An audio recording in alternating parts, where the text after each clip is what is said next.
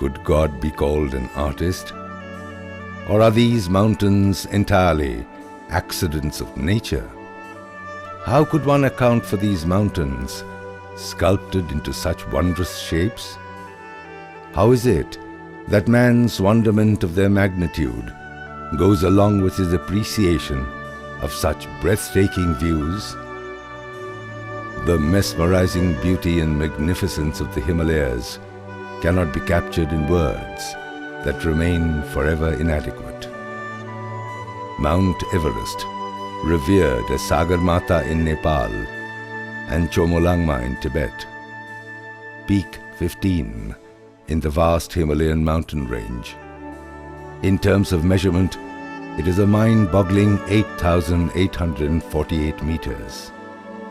Since the middle of the 19th century, this has been known to be the highest point of the world.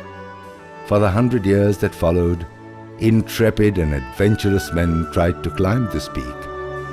Eventually, after many failures, Tenzing Norgay and Edmund Hillary were the first mountaineers to reach the summit. Yet, human endeavor remained unsatisfied by the first success. Efforts continue to this day, decades after Tenzing and Hillary. Every time, the experience has been different. Every time, it is a fresh challenge. A challenge it has always been. The path to the top is known, at once treacherous yet beautiful, where a minor mistake can turn fatal. Accidents are almost inevitable, and one confronts death at every turn, only to defy it. The monumental struggle ahead is only for a few minutes of glory on the top of the world. The experience of having overcome death leaves one descending with a smile. Man's invincibility reigns supreme. Everything else seems inconsequential. It was the dream of two young men from Bengal, Boshanto Singh Rai, an employee of the Punjab National Bank, and Debasish Biswas, an income tax officer, to stand atop this peak. They were members of the Mountaineers Association of Krishnanagar, or MAC in short. Both had experienced many expeditions, but Mount Everest is every mountaineer's ultimate dream. 26 March 2010, at the press conference of the Mountaineers Association of Krishnanagar at the Calcutta Press Club, the proposed expedition to Everest is first formally announced. Boshanto Singh Rai, the team leader, lays out the problems, especially the financial ones, that the expedition would have to face. And an appeal for funds is made to all. Senior mountain lover Pratima Chattopadhyay handed over the Indian flag to the team. There are 5 members in all. 2 climbing members are Boshanto Singh Rai and Debasish Biswas, with 3 supporting members, Ashok Rai, Bibhas Sarkar and Shourabh Shinchon Mundul. On the next day, 27th March, the climbers are given the club flag in Krishnanagar. A few days later, their historic journey would begin. 1st April. The entire team flew from Kolkata to Kathmandu.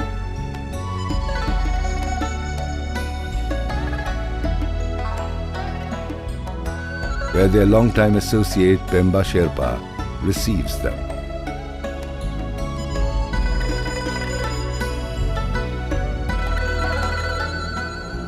An unexpected bit of bad news awaits them. Their prayer for permission to go through Tibet has been denied. There seems to be some administrative and bureaucratic glitches. However, there is a flicker of hope too. Loben Expeditions, the agency, tries to get clearance through Nepal instead. Encouraged by this reassuring news, they reach Hotel Samsara.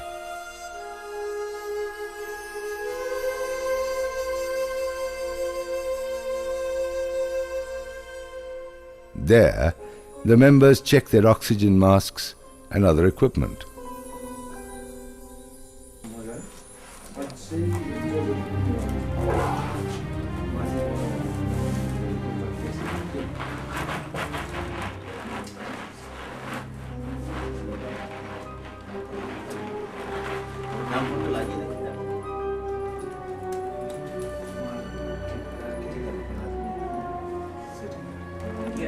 There are hectic preparations to be made to pack their food, their testing equipment, their medical supplies, and countless other small but vital details.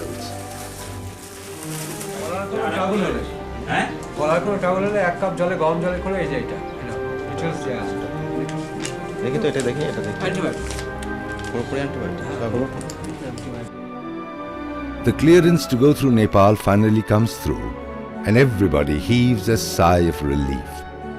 Initially, they would have gone by the North Col on the Tibet side. Now, in the changed circumstances, they would have to go through the South Col in Nepal. This would make the expedition a little more expensive. But these are small barriers, inspired as they are by the one mantra, "We shall overcome."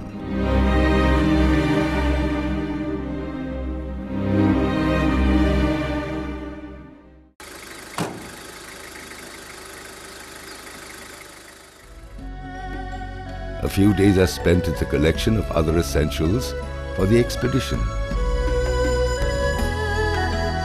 They go to the Baidyanath Stupa for blessings from God.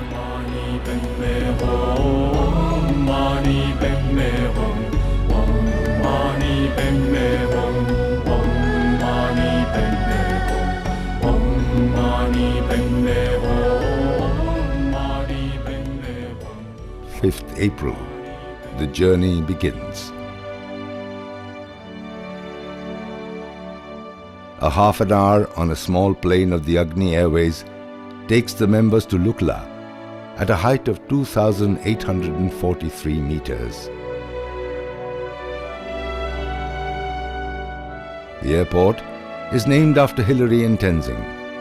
The route too is known as the Hillary-Tenzing route. Mount Everest was climbed first by this route in 1953. Members stay at the Himalaya Lodge, situated just above the airport. Next day, 6th April, the trek begins at 8:30 in the morning.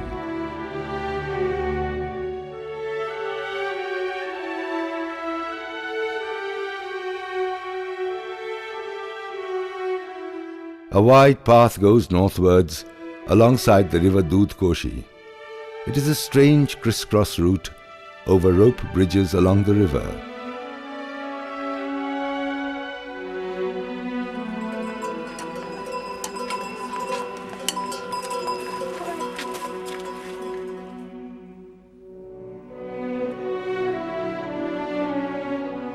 After leaving Chiplang and Narning, they reach Phakding at 2,610 meters. After a short break for lunch, they are back to their uphill trek.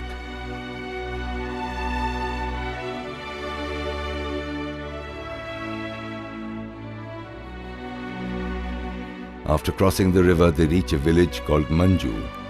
From here starts the Sagarmata Sanctuary Park.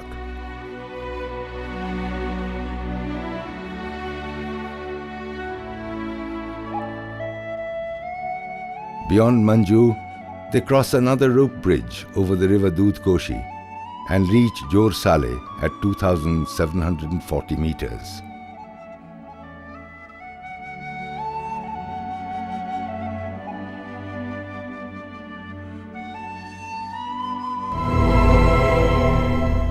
The next day, a long uphill walk takes them along the Dudh Koshi.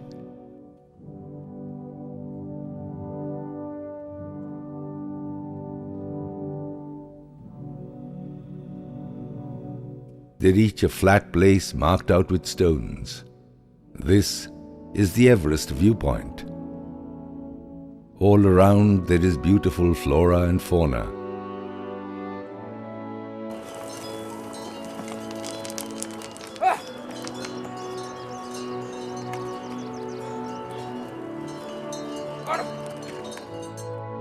Glimpses of Mount Everest greet them from this place.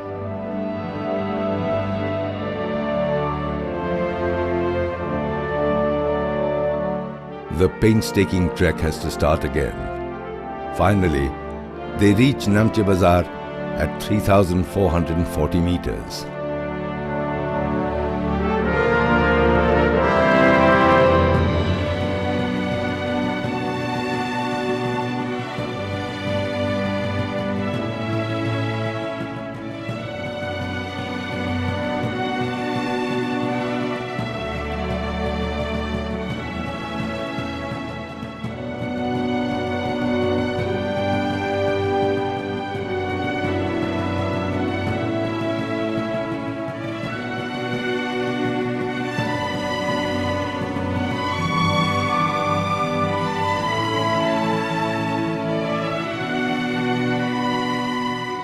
Next day, it is on to Siangboche above Namche Bazar. There is a small airstrip for cargo planes. The runway caters to small planes used for ferrying luggage needed by mountaineers.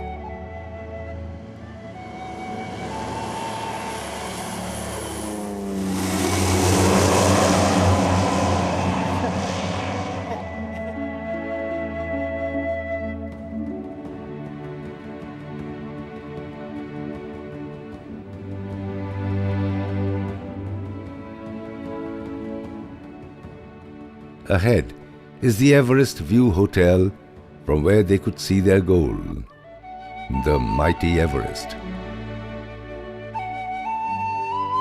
Next to the Everest, there are two other peaks called the Lhotse and the Nutse, and on the right is Amadablam. Far below are the two small mountain villages of Khunde and Khumjung. Once a tiny hamlet, this village is now flourishing, with bazaar, yak farm, hospital and school, all to the credit of the first Everestier, Sir Edmund Hillary.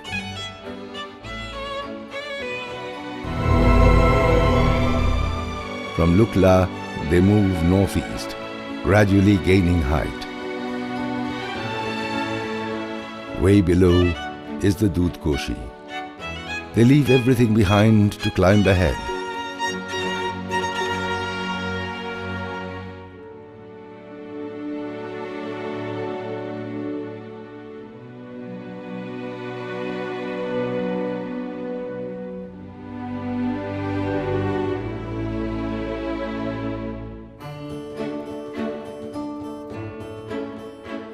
Then they face a four-head crossing.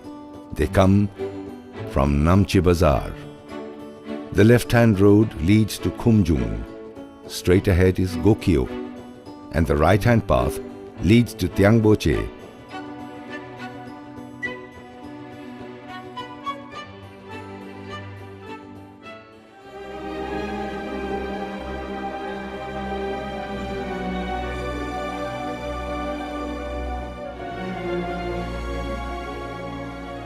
The largest Buddhist monastery in this area is situated here.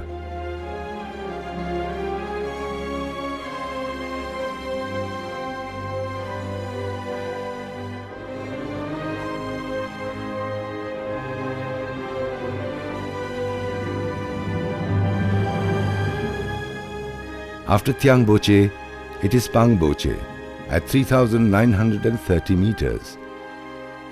Situated here is the oldest Buddhist monastery of this area.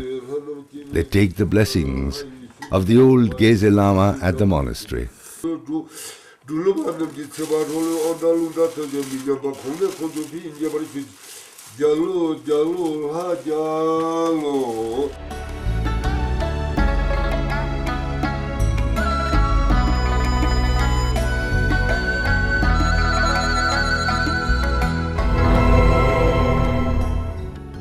Another morning, another trek, northeast, alongside the river Imjakhola.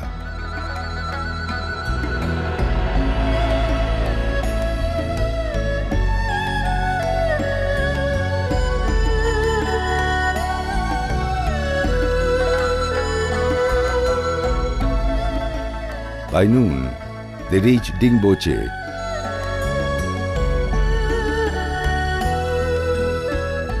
Next morning, The journey starts again. It is an upward climb. Along the way, there are a lot of chortins with Buddhist prayer flags.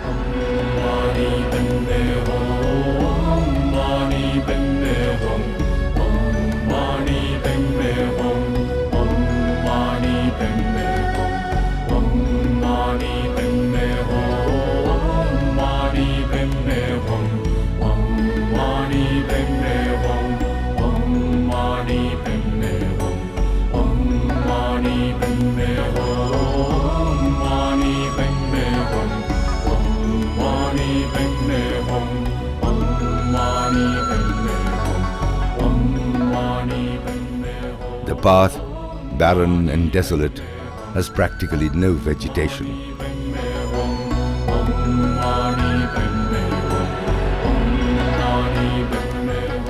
They reach Thokla at 4,620 meters at the snout of the Khumbu Glacier.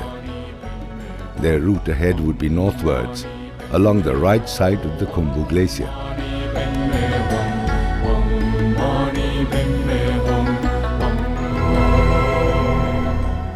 The team started early the next day, another grueling day of a steep trek.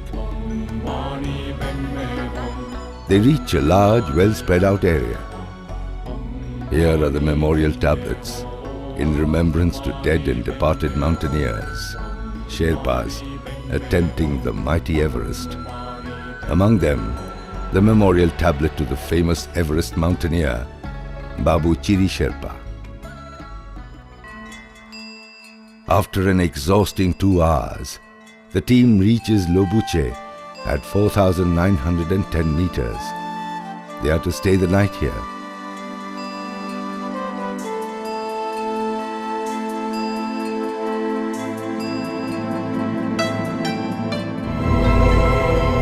Next morning, they start off for Gorakshep at 5,140 meters. All around, there are glittering peaks.